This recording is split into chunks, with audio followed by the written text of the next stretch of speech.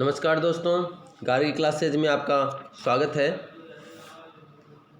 पुनर्जागरण का अपना चैप्टर चल रहा है जिसमें अपन पुनर्जागरण का अर्थ देख चुके हैं। पुनर्जागरण आने के कारण क्या रहे? कुछ कारण जैसे कुस्तुनतुनिया का पतन हो गया था, तुर्क शासक था उस्मानी तुर्क ने आक्रमण कर दिया था, मोहम्मद द्वितीय नाम था उसका, उसने आक्रमण कर दिया था। और जो कुस्तुनतुनिया एक केंद्र था ग्रीक रोमन संस्कृति का, वहाँ पर जब पुस्तकालयों को जलाया जा रहा था तो बहुत सारे विद्वान अपनी पुस्तकों के साथ में इटली पहुँच गए थे। क्रूसेडर्स हुए, यानी 200 साल तक जेरूसलम को लेकर ईसाइयों मुसलमानों में युद्ध हुए, उन्हें क्रूसेडर्स कहा जाता है। और क्रूसेडर्स के कारण भी पुनर्जागरण को एक गति मिली, व्यापारिक विकास हुआ। और एक और महत्वपूर्ण योगदान रहा मंगोल शासक कुबलाई खान का, जिसने विद्वानों को संरक्षण दिया था। और राजकीय संरक्षण किसी भी संस्कृति के विकास में महत्वपूर्ण होता है। सामंतवाद का पतन हुआ, इसके साथ ही बड़े बड़े नगरों का विकास हुआ, औद्योगिकरण होने लगा नगरों का विकास हुआ तो मध्य वर्ग में चेतना आई, उनकी आय बढ़ी, उनका जीवन स्तर बढ़ा।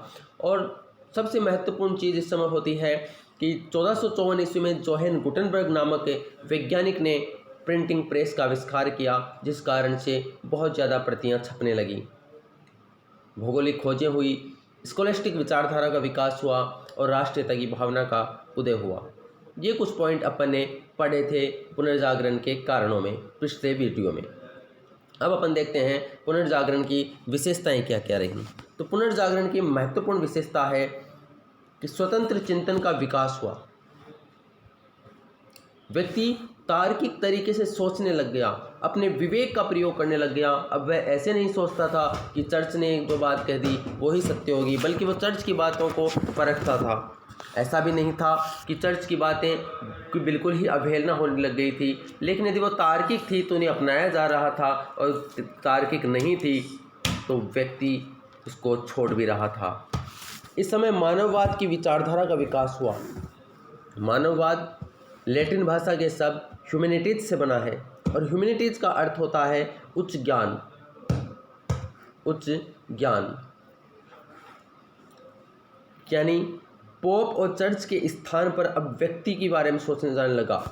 मानववाद व्यक्ति से जुड़ा हुआ है, व्यक्ति के अधिकारों से जुड़ा हुआ है, व्यक्ति की स्वतंत्रता से जुड़ा हुआ है। इसको अपन व्यक्तिवाद भी बोल सकते हैं। ऐसा सिद्धांत जो व्यक्ति के बारे में सोचता है। अब मनुष्य के बारे में सोचना स्टार्ट हो गया, यानी पोप और चर्च के स्थान पर व्यक्ति महत्वपूर्ण हो गया, समाज महत्वपूर्ण हो गया। और मानववाद की जो अभिव्यक्ति दिखती है उस समय के धर्म में, चित्रकलाओं में, स्थापत्य कला में और भौगोलिक खोजों में दिखाई देती है। मानववाद अलग से चैप्टर भी पढ़ेंगे अपन। तीसरा पॉइंट है देशज भाषाओं का विकास। अब तक क्या है, जो भी प्रतियां निकलती थी वो मध्य युग में वो ग्रीक और लैटिन भाषाओं में आती थी। अब कोई ग्रीक और लैटिन पढ़ना नहीं जानता हो, लोकल लैंग्वेज ही पढ़ता हो, तो वह उन चीज़ों को पढ़ नहीं पा रहा था, उनको नहीं पढ़ पा रहा था। जैसे अपने भारत की बात करें अपन, संस्कृत में लिखे गए थे ग्रंथ, सबको संस्कृत आती नहीं थी, सब पढ़ नहीं पाते थे। फिर अवधी भाषा में लिखी गई, सब पढ़ नहीं पा रहे थे। आज जब शिक्षा का विकास हुआ है तो व्यक्ति उन चीज़ों को भी पढ़ पा रहा है, उनका ट्रांसलेट भी हुआ है, लोकल भाषाओं में लिखी जाने लगी है। जैसे रामायण का ही कितनी भाषाओं में अनुवाद हो गया अपने यहाँ पर।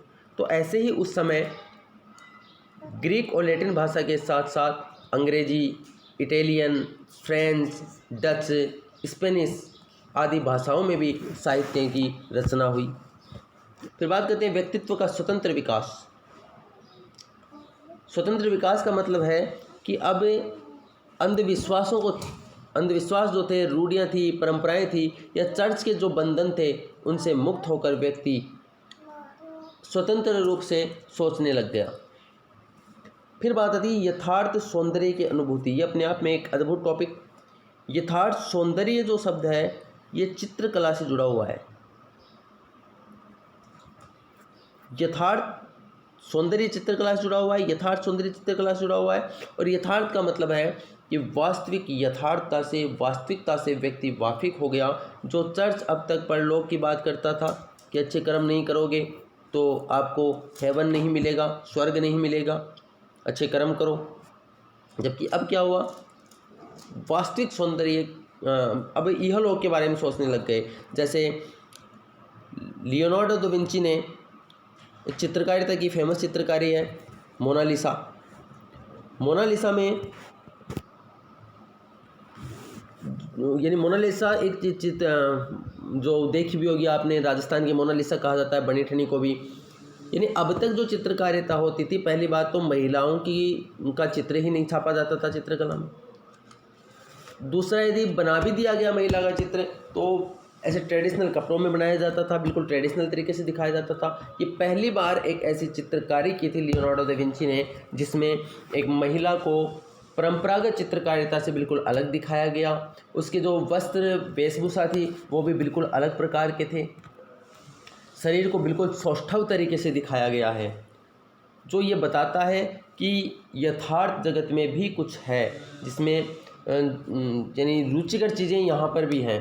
ऐसा दिखाने का प्रयास किया गया था कि परलोक को छोड़िए, यह लोक है, जो ये वाला संसार है ये भी यथार्थ है।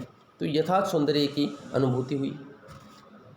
अगला पॉइंट है, यानी लियोनार्डो के एक कोटेशन भी है कि अच्छे चित्रकार को दो प्रमुख चीज़ों का चित्रण करना होता है, एक तो मनुष्य का और दूसरा मनुष्य के मन की भावनाओं का।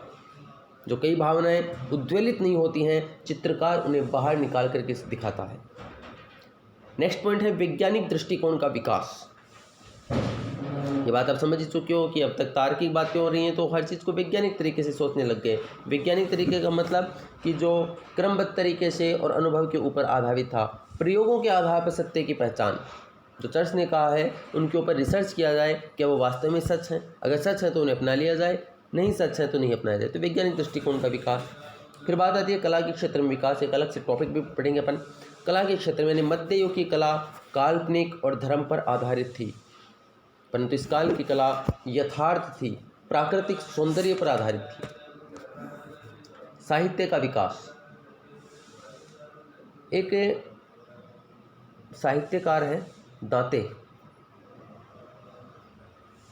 तो साहित्य कला का पुनर्जागरण में जो प्रारंभ होता है वो दांते से होता है। ये नाम मैं आपको इसलिए बता रहा हूँ कि एक ऐसी सीरीज स्टार्ट करेंगे अपन जिसमें इन विचारकों के बारे में ही बताएंगे थोड़ा थोड़ा, क्योंकि पुनर्जागरण, धर्म सुधार और प्रबोधन से जो क्वेश्चन आते हैं छोटे 20 वर्ड्स 50 वर्ड्स के, वो किसी ना किसी विचारकों पे आते हैं। जो लियोनार्डो दा विंची का नाम अपन ने सुना है, दांते का नाम सुना है, शेक्सपियर का नाम सुना है, तो इनके ऊपर अपन वीडियो बनाएंगे आगे। तो दांते से साहित्य का प्रारंभ होता है पुनर्जागरण में, और 16वीं शताब्दी तक तो शेक्सपियर का साहित्य अपने चरम सीमा पर पहुंच जाता है। तो दो प्रमुख साहित्यकारों के नाम है शेक्सपियर और दांते। विज्ञान के क्षेत्र में विकास।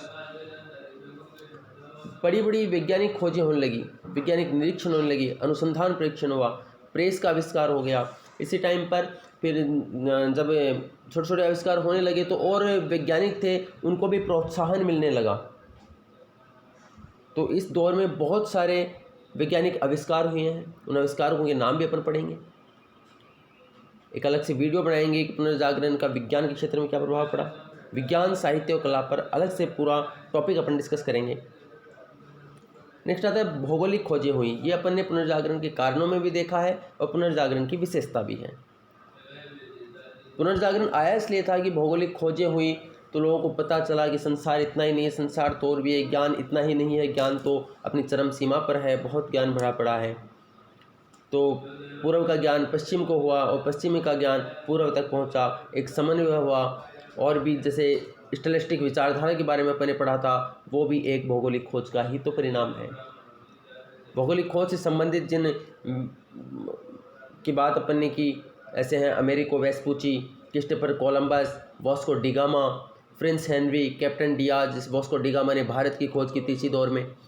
इसी दौर में क्रिस्टोफर कोलंबस अमेरिका पहुंचता है, लेकिन वास्तव में अमेरिका की खोज अमेरिको वेस्पुची ने की थी तरीके से, इसीलिए उस क्षेत्र का नाम अमेरिका पड़ा। नेक्स्ट आता है तर्क और मानव की जिज्ञासु प्रवृत्ति का उदय। वही पॉइंट है घुमा फिरा करके कि अरस्तु के तर्क शास्त्र का गहरा प्रभाव पड़ा, अरस्तु की किताबों का प्रभाव पड़ा, जो उसने पॉलिटिक्स जैसी किताब लिखी उनका प्रभाव पड़ा। यहाँ तक कि प्लेटो की बुक्स भी उनको पढ़ने को मिली। जिसमें उसने न्याय के सिद्धांत बताए हैं। द लॉज नामक बुक में कानून की बताए हैं। रिपब्लिक बुक बताई है। तो ये बुक्स गई तो तर्क और मानव की जो जिज्ञासा थी, मनुष्य की जो जिज्ञासा थी, वो तर्क की कसौटी पर परखी जाने लगी। तो और ज़्यादा जिज्ञासा हुई कि और कैसे शासन व्यवस्था में परिवर्तन किया जा सकता है। फिर देखिए, जो प्लेटो की जो बुक थी द रिपब्लिक बुक क्या है, डायलॉग पद्धति पर लिखी गई है कि वो सुकरात से प्रश्न पूछता है, सुकरात उसका उत्तर देता है कि न्याय क्या है, तो सुकरात बताता है न्याय ये है साहब, सद्गुण ही न्याय है, ज्ञान ही सद्गुण है। ऐसे कुछ सिद्धांत जो डायलॉग मेथड में लिखे गए हैं, संवाद शैली में लिखी गई है, तो उससे और ज़्यादा जिज्ञासा बढ़ी। परंपराओं मान्यताओं को तर्क की कसौटी पर कसा गया। मध्यकालीन विषयों का भी प्रभाव पड़ा। शिक्षा और भौतिक मूल्यों के प्रति और ज़्यादा आकर्षण बढ़ा। ये कुछ पॉइंट्स हैं जो पुनर्जागरण की विशेषताएं हैं। नेक्स्ट वीडियो में अपन देखेंगे कि साहित्य पर क्या प्रभाव पड़ा, साहित्य की विशेषताएं क्या है, प्रमुख साहित्यकार कौन से हुए। फिर विज्ञान के क्षेत्र में देखेंगे, स्थापत्य मूर्तिकला में देखेंगे, और सबके सेपरेट वीडियो होंगे। थैंक्स।